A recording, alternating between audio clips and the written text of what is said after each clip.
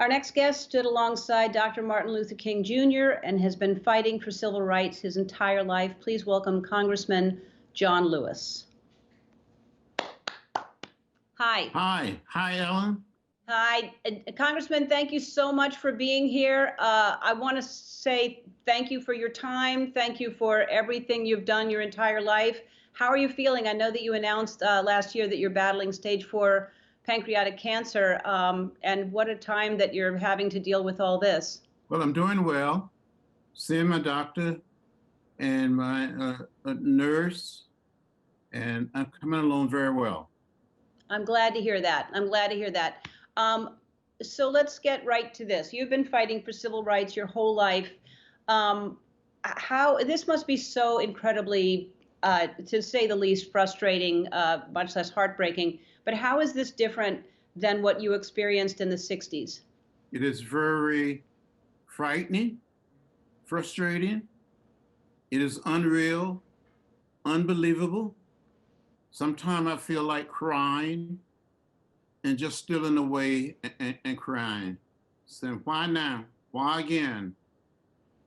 Somehow, in some way, I keep hearing Dr. King say, continue to push and pull, continue to stand up and speak out, continue to fight. And that's what I plan to do as long as I have breath. Well, we are very fortunate to have you and that you marched alongside of him and that you still have that voice in your head pushing you along. Why do you think we're still having the same issues in this country? Today, I think there are growing forces in America that want to take us back to another time and another place. They're trying to stop the movement for change, the movement for progress. And they must learn, and they must learn quickly, that we will not go back, we will not turn back, we will keep the faith, we will keep our eyes on the prize, and we will stand up and speak up and fight every moment that we have.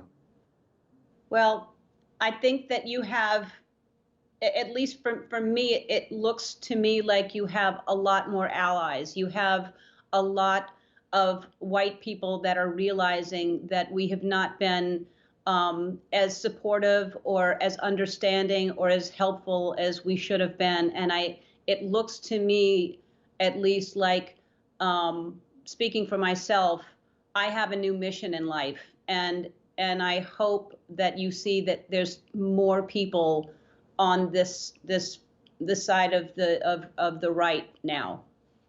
Well, I've been moved and so gratified by seeing the hundreds and thousands and millions of people of color and white, Asian American, Native American, just getting out there saying this is a part for me to play. This is a role for me to play. And the American people will not give up. The American people are helping to educate not just the people of America, but people around the world. That we can do better. We must do better. And we must save this little piece of real estate we call Earth for generation yet unborn. Yep. Well, and it is really, to me, amazing to see that it is happening in other countries. It's happening all around the world. To see the people that are marching in other countries gives me hope. So all of the officers involved have now been charged for killing George Floyd. But there's a difference between being charged and being convicted. Do you think a conviction will happen? I like to be hopeful and to be optimistic that conviction will take place. It's going to be hard. It's going to be difficult, but it can happen. We must not give in or give up. Hang in there. Yeah, I hope that they realize that if they aren't convicted, that's a whole next level thing. I mean, that would be a horrible situation for everyone involved if they aren't convicted. because it's so blatantly obvious what happened. We just had a moment of silence here for 8 minutes and 46 seconds. And to realize how long that is, to sit in silence for that long, and to realize how long that officer's knee was on his neck, it's you can't deny that he knew what he was doing. Well, to contemplate or to think about what happened and how it happened, it is so sad to treat a fellow human being the way this man was treated. History will not be kind to us if we let this pass. I agree.